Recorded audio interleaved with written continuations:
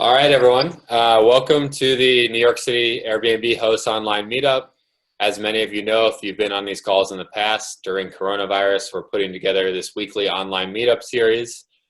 The series is going to cover various topics which are going to help hosts with their business during this time. If you do have any topics that you would like to see covered, just please put them in the chat box below. I take a look at those every week and try to book speakers that'll be helpful for you guys. So it really does help me if you guys share those with me so I can find the future speakers who are going to best serve you. For those of you who just joined, we're going to get started in about 2 or 3 minutes. We're expecting about 50 people on this call, so please keep your microphones on mute throughout the entire meetup. If you do have any questions for Ben, who's our featured speaker, you can type them in the chat box below, and at the end of the presentation, we'll go through and address those. The event's going to run until 6:30, and we're going to do our best to get all the questions. If for some reason we don't get to your question, you can post your question in our Facebook group, which I included the link to in the event email for today. And if you missed that, I'll also include a link to that in a few days in an email that goes out. And the meeting will be recorded, and it'll be posted in our Facebook group as well. So, feel free to share that, or anyone who comes late, don't worry, you'll be able to watch the beginning again. So I saw a few more people just join. So just before we get started, just a quick reminder again, please leave your microphones on mute throughout the event. If you do have any questions, you can put them in the chat window in Zoom. And to do that, if you just go to the bottom middle of your screen, click chat, you could type in your questions there, and I'll make sure that we get to them at the end. So why don't we go ahead and get started? So I'm going to introduce our featured speaker, who is Ben Wolf. Ben is the co-founder and CEO of ProTripper, which is a full-service guest communications and pricing solution for property managers, and Blink Hospitality, which runs a portfolio of vacation rentals that he grew to hundreds of properties across the U.S. in the past 3 years. Ben previously ran business development at a global vacation rental management firm and worked as a strategy consultant at McKinsey, and he graduated from NYU Stern. So Ben, I'm going to let you take it over from here. Thanks, Mike. I'm going to share. Let's see.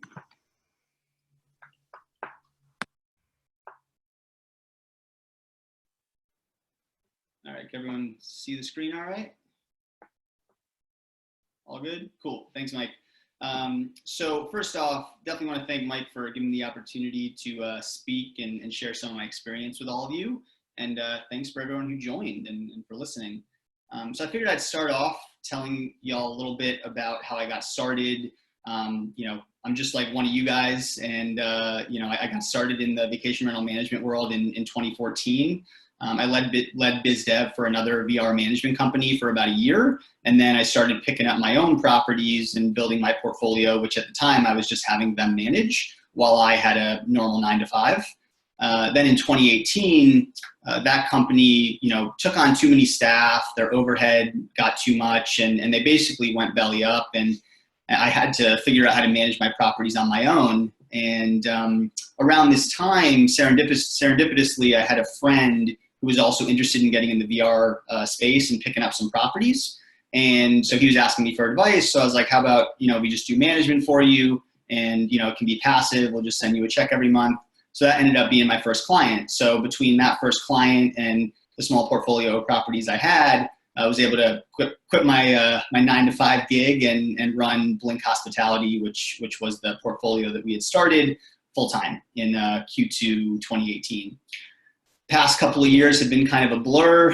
We went from about 10 or so properties between the managed and our own portfolio in Q2 2018 to fast forward to now, we have about 175 properties under management across a number of different cities, about 10 cities across the US.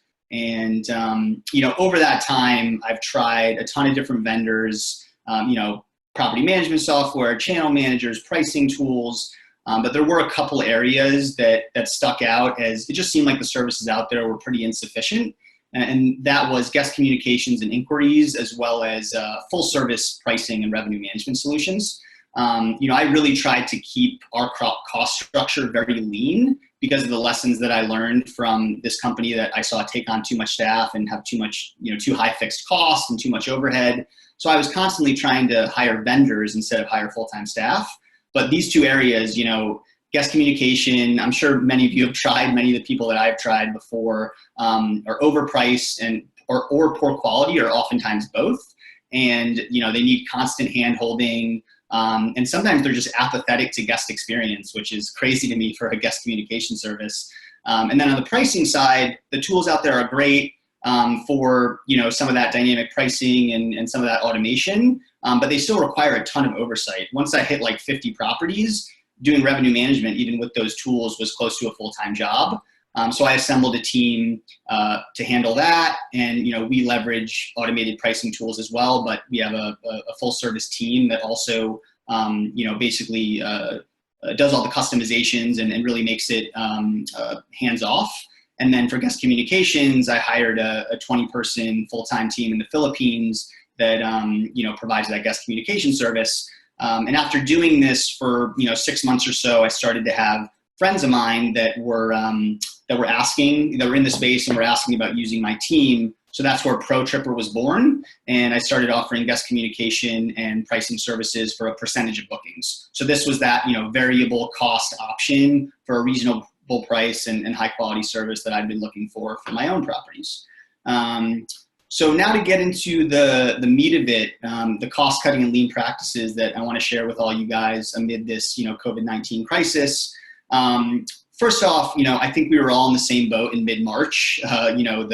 All of our bookings were getting canceled. The crisis was escalating by the day, travel bans, all the rest. I was actually in the Philippines with my team. So I had my own fears of not even being able to get back in the country, which was something special. But after a couple days of that, kind of shock and awe wearing off, I got to work, trying to save my business and figuring out, how do I cut costs? I was already lean, but how do I still cut costs even further, shift more stuff to variable? Of course, work on the revenue side as well, but initially it was just how do I, trim as much cost as I can. And we reduced costs by about 70%, pretty much overnight, which is just a testament to us being relatively small and nimble to begin with. I can't imagine having 50,000 hotel rooms or something like that. It was some of these, giant hospitality companies have. Another thing I realized too, after the, shock and awe wore off and I started cutting costs, is that there's going to be opportunities that come out of this. Airbnb was founded in 2008 amid the Great Recession financial crisis, and there will be opportunities that come out of this one as well. So the goal is, how do we improve our cash position, cut costs, raise some cash in creative ways to make sure we have as long of a runway as we can to sort of weather this thing out, and have some cash at the other end of it to hopefully be able to take advantage of some future opportunities that will arise. So we're going to look at three major cost drivers. I think, we probably all have pretty similar major cost drivers. For us, rent roll is the biggest one. That might be, mortgage for some of you guys. Rents made up 70 to 80% of our costs on a monthly basis. So that was the first area that I tackled because it was going to make the biggest impact right away. Thankfully, the landlords, we have good relationships with our landlords, and they were very willing to kind of come to the table and work out a deal because, they didn't know what they were going to do if their units were open, trying to fill them. And, with the eviction moratoriums going on, they understood the risk of, we can just sit there and not pay rent for months on end, and there's not a whole lot they can do about it because of that moratorium. So the first thing we did is we went to them and proposed a revenue split. So 80% of revenue goes to them, 20% goes to us for managing, instead of that fixed cost of rent. Now, as you can imagine, most of them did not go for this, but it was still a good starting point and a good way to kind of start negotiations. And where we went from there with most of them was negotiating rent reductions. A lot of cases, very substantial ones, 50% rent reduction for multiple months. And, for us, this made sense because we had some cash reserves and we wanted to maintain good relationships with our landlords. And we also didn't want to put ourselves into debilitating debt once this thing turned around by not paying rent and just pushing off those payments. For some of you, it may be more realistic or make more sense to just delay payments. And I'm going to talk about that next. So delaying payments, of course, an option with the eviction moratoriums going on. Like landlords kind of have to accept that option. At minimum, you got to ask for no penalties and late fees for the delayed payments. And if you have mortgages, actually a lot of lenders are offering forbearance right now on mortgages. So you can basically delay those payments without any penalties or negative impact to your credit. Contact your specific lender. I mean, it's going to differ depending on the lender, but a lot of them are doing that. And then finally, of course, we want to shed our least profitable units. So look at how profitable your units are. You want to maintain the most profitable ones at all costs, of course. But if there's any units that just don't make sense to hang on to for 3 to 6 months at a loss because it's going to take so long for you to make that money back, we want to get rid of those, obviously. So in terms of negotiating lease breaks, we've had some success there as well. Again, landlords understand the risk of if they don't let you out, you can just squat and stay for 6 to 9 months and not pay. So usually they're pretty willing to listen and work something out. A lot of leases also have lease break provisions built in. So look for those. Force majeure clauses are another one that are very common in corporate company leases. So if it's under a company, you might have one of those, which is basically like act of God, something totally outside of your control that basically makes it so you can't conduct business anymore. So check for that as well. So once we're able to shed these, not very profitable units, we're going to have a glut of furniture to deal with, which I'm sure a lot of you probably are dealing with that as well. Selling furniture is going to be tough right now, certainly an option. Donating can be an option if you're able to take that write-off. That can be helpful. In our case, we're storing most of our furniture because we do believe this is going to turn around, and we'd like to have that furniture to plop it into a new unit once things turn around a bit. So we're trying to get creative with storage, using as much free storage space as we can, garages, attics, anything that's free. And then if we can't go free, then going outside the major cities, trying to find as cheap storage as we can, because the price kind of drops off a cliff for storage if you're willing to drive out a bit. So that's kind of how we've attacked rent roll. Vendors is another big cost driver for most of us. Definitely for us because we use a lot of vendors for various aspects of our business. Property management software and channel managers like your Guesty, Hostaway, Streamline, those companies. Pricing software like Price Labs and Beyond Pricing. Data providers like your AirDNA and Key Data. We've reached out to all of the ones that we use, and they've been pretty generous, willing to give us 40 to 50% off for a few month period while this is going on. Same thing with some of the security services like NoiseAware. It may not be, that big of dollars, month over month, but every dollar counts right now. So it's certainly worth asking. Utilities, I'm sure, is a big one for most of you guys. ConEd is not, issuing any penalties for the foreseeable future. And I know a lot of other utility companies in other areas are doing the same thing. So turn off the utilities auto pay, stop paying the utilities. They're not going to get shut off. It's basically an interest-free loan, and you might as well do it to cut your cost. Even laundry, I've reached out to our laundry provider and they gave us 10% off. It's better than nothing. It's worth reaching out to anyone and everyone that you can. And then of course, cleaners, we use cleaning companies instead of full-time cleaners.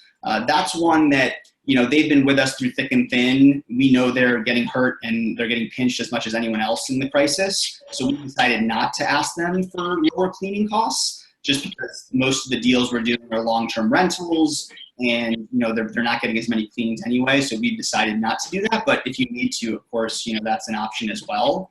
And if you need amazing at cost-effective rates in New York, tell you things LA, as if you're, I think somebody's talking to you. Some great cleaning companies that have some great people that need work. So let me know if that's of interest. So how to negotiate with these vendors.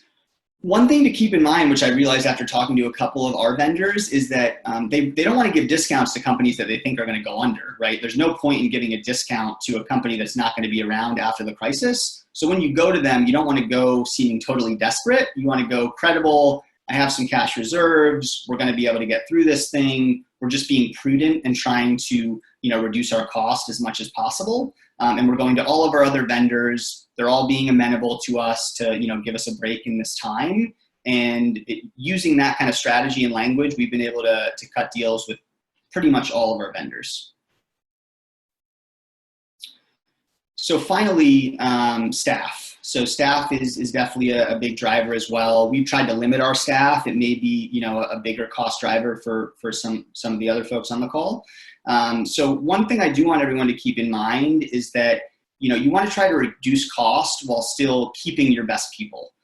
So, you know, laying off quality employees is going to kind of come bite you in the butt later when, you know, you need quality people when this thing turns around. And they may have, you know, found another job or another industry or something like that to go into. So consider cutting hours more broadly across your team instead of, you know, laying off quality employees. If you have 10 people, you know, instead of laying off 5 of them, maybe try to, you know, keep the best 7 and trim hours across the board to get to the same cost basis. And you may also find yourself in a situation where you have more people than you know what to do with right now because you don't have as many guests, there aren't as many bookings. So think about repurposing those people in creative ways for, you know, high priority initiatives like long-term rentals on other platforms that you don't normally use, you know, trying to get them geared towards forward-looking opportunities like market research, competitive research, you know, identifying potential, you know, deals in the future, things like that. Another thing that might, you know, seem like it's a little jarring to say is consider laying yourself off. Talk to your accountant first. You know, this is something we looked at recently. Unemployment benefits are at an all-time high. The feds are offering an extra $600 a week on top of what states are. So it's definitely something to look at. Even if you're a 1099, you are eligible with the new regulations around that. If you're a W-2, you know, you're definitely eligible and you pay into the system for your payroll taxes. So you might as well, you know, take advantage of it when you need it. And you can always hire yourself back, you know, later down the road. And of course you will at some point, but you might as well get that benefit for now. The one thing to keep in mind, talk to your accountant about, talk to your bank about, if you apply for the PPP loan and you received one, your loan forgiveness could be impacted by, you know, laying yourself off. If you're your only employee, it's definitely going to get impacted by that. If you don't hire somebody else, you know, as a replacement, you have to maintain, I think it's like 75% of your payroll to have that loan fully forgiven. So make sure to keep that in mind before you know, go the unemployment route as well. And we've talked about this a bit already, you know, and I think that it's really important to try to shift fixed costs to variable cost as much as possible in this time. So whenever you can shift something over to a vendor that's charging you a percentage of bookings instead of a fixed, you know, full-time employee, it's a time to do that, just given the situation that we're in. Again, don't want to lose like super high quality top people, but if you have some people you're willing to let go and you don't think you have another option for doing pricing or guest communications or whatever it may be, look at vendors that can do it on a percentage of bookings basis. And that brings me to ProTripper. I told you guys a little bit about this ProTripper that we launched last year. It's our guest communication and pricing services that we've been doing for many years, but we're specifically offering it in this new form and a very sort of, you know, inexpensive relative to our full service management. So our full service management is normally like 20%. We offer Pro Reception, which is our guest communication service, at 6%, and Pro Pricing, which is our pricing and revenue management solution, at 6% of bookings. Combined, it's 10%. Right now, we're offering 50% off. So, I mean, 3% for each of them separately, 5% together. It's really, you know, pennies on the dollar at this point. But we're trying to do that to, you know, provide an option for hosts that are looking for, you know, something that's variable cost without kind of burying you when so few dollars are coming in the door. And just to talk quickly about, you know, the offering that we have, our Pro Reception team, as I said, is all based in the Philippines. Their English proficiency is really incredible. They're on 24/7. Response times are usually within 2 minutes, at most 5 minutes. And you're getting personalized responses. It's not automated messages. And we really try to create an environment that we're relatively autonomous and require minimal input from our clients. And this is communication on platforms, you know, text, call, and it's from pre-booking all the way through, you know, post-checkout. And, you know, they're really focused on guest satisfaction and refund minimization, as you know, they should be.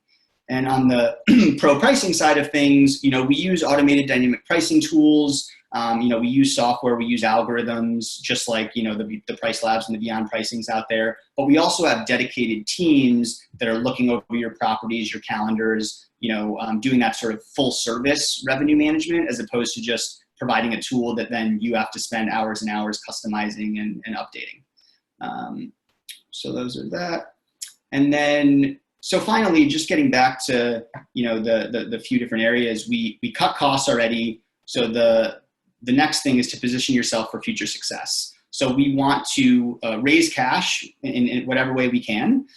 So of course, you're trying to take long-term bookings, you're trying to provide your units for healthcare workers, you're trying to do all that to bring revenue in the door. There are other ways to raise capital as well. Government assistance, I know one of these Airbnb meetups recently was on PPP and EIDL. Definitely take a look at that one. We applied for PPP and got approved and got some money in the door that way. Unemployment, as I mentioned, traditional debt as well. I mean, rates are super low right now, so talk to your bank about credit lines and traditional loans. Again, retain your best employees if you can. This thing will turn around at some point, and you want to have that strong team coming out of this. And you can have them focus on low-cost future upside activities like trying to improve automation, building training manuals and better processes, or more forward-looking activities like competitive research and market research and data analysis, so you can really start to gear your strategy for the future.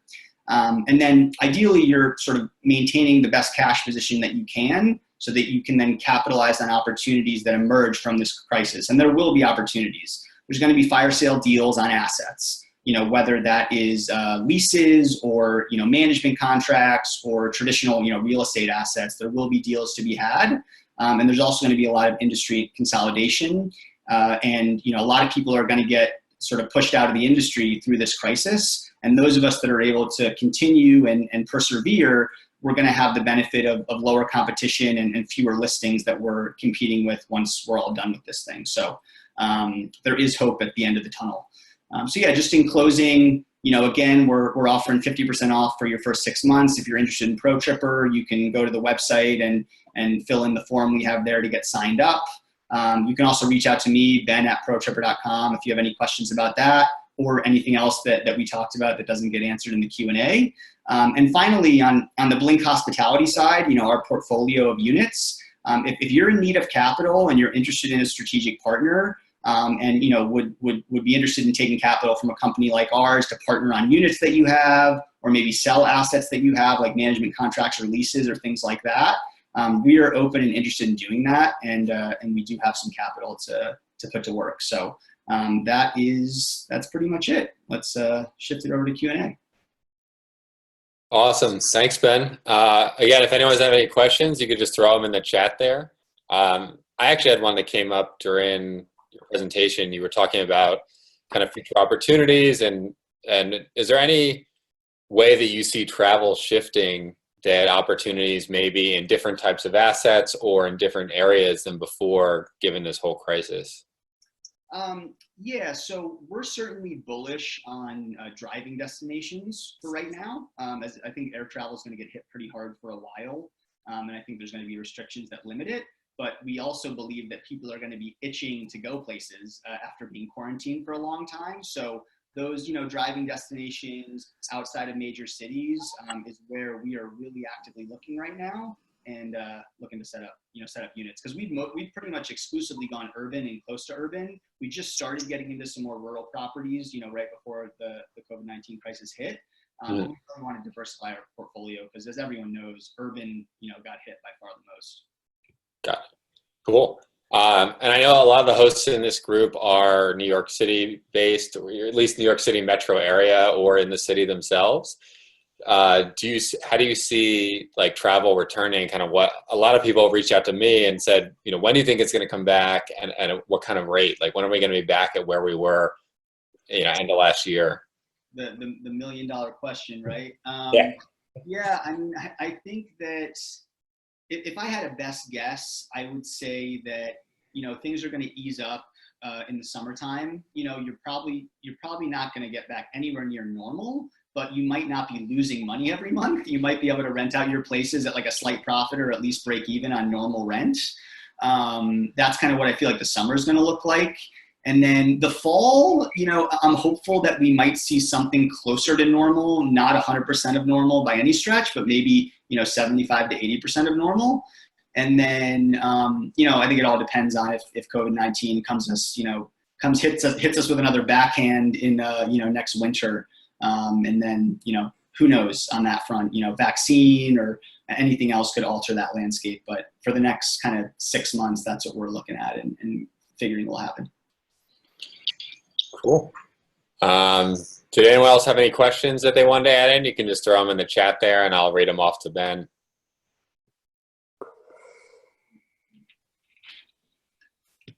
Cool. Yeah, I think that's it, I guess. Oh, did someone just... Yeah, I have a question again about negotiating with your landlords. Yep. A little bit more specific, because my landlord is saying that I specifically promised him guaranteed rent no matter if I book the apartment or not. And it's very difficult for me to stay. Pandemic, he said, you should have, that's the point of the contract. Yeah, so you're saying he's trying to hold you to the guaranteed rent? Yes. I think you have a few options. I think that, you can just not pay if he's not willing to work with you at all, right? If you don't pay, he's going to have to deal with getting you out, right? Given the moratorium on evictions. So, you do have some leverage there. So remember that you do. And, basically go to him and be like, hey, this is kind of what it looks like if you're not willing to work with me at all. I'm just going to have to stay and I'm going to have to stay, and then you're going to have to, chase me for the money later. Or we can work something out where you're willing to give a reduction, or, if you want to get out of the lease, you can try and, go that direction as well. But I think the big thing is to remember that you have more leverage than he's probably leading you to believe. Yeah, but he would not work with me. I'm worried that he would be very, upset about it, because he's the board president there. He's very much, his whole building is, I don't know if it's not going to affect the relationship very much. How to make it the most nicest, kind of keeping still a reasonably good relationship. Is that possible at all or not? Yeah, so if you want to go, if you are worried about the relationship, one thing that we've, advised some of our clients that have more sensitive relationships with their landlords is, talk to them about, hey, you have a security deposit from me. I can't pay you right now. We have, I don't know what your situation is with your landlord, but if he knows what's going on, obviously he knows you have no money coming in. If he doesn't, you can say, lost my job. I don't have any income coming in. I can't afford to pay it. You have a security deposit, use that. And, I'm going to pay you what I can in the coming months until, I have some more income coming in the door. So you can come at it in more of like a, hey, I don't have any other option right now. I'm trying to, come up with something as a show of good faith. And you do have a security deposit that, as of now. Yeah, and just to add on the one thing that Ben mentioned there, I'm not sure where your properties are located, but for example, Connecticut, a week ago, the governor just announced that landlords, if they have more than a 1 month security deposit, have to allow the tenant to use any excess of 1 month towards their security, and the tenant is allowed to not pay for 2 months without late fees. I know this because I own properties that I rent to people long-term in Connecticut, so it's something that I'm on top of as landlord. And no one, I haven't had the issue with anyone paying, but like Ben said, as a landlord in this scenario, not my short-term rental units, I realize that I actually don't really have that much leverage. Now, I'm not going to come out and tell my tenants that, but if they come to me, I don't really have a choice. I have to work with them in some kind of way. He knows that, because I'm more like a company. I have 6 of his units, so he knows I cannot say that I live in this unit. He knows that I took them to rent them, to get them booked. It's not my position is same or like your position, where you have several units of one landlord.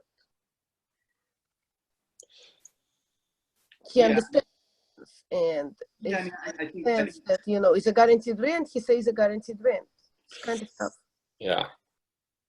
Yeah, again, I think it's still the same, thing that I'm saying of that, you know, you don't have any income coming in, you know, you'd love to be able to pay in full rent. You just don't have the money right now. So you're going to try to come up with it. You know what I mean? It's like, you don't have to come at it from a combative point of view, but saying that you're, you know, you just can't afford it right now. Mm-hmm. I see. Thank you.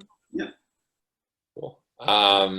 Someone just asked, Ben, what's the Blink Hospitality website link, and can you tell us a little more about it? Sure, yeah. It's stayblink.com. So Blink Hospitality is our legacy business. That's the portfolio of units that I described that, you know, we got started in 2015 and have built up. And, you know, we have about 70 to 80 of our own units that they're either ours or we're partnered with them with other groups. And then the rest of them are pure management. So, you know, Blink is that portfolio of units, and it's the hospitality brand around that. So if you go to stayblink.com, you'll see a number of our properties, not all of them, but you will see a good number of them, as well as some of the markets that we're in. And yeah, like I was saying, I mean, we already partner with other groups. If anyone is hurting right now and is interested in partnering, trying to raise capital that way, we're very interested in speaking to folks that have that situation. Cool. Awesome. Guys, any more questions, feel free to throw them in the chat there. And I had one other that came up. Let's see.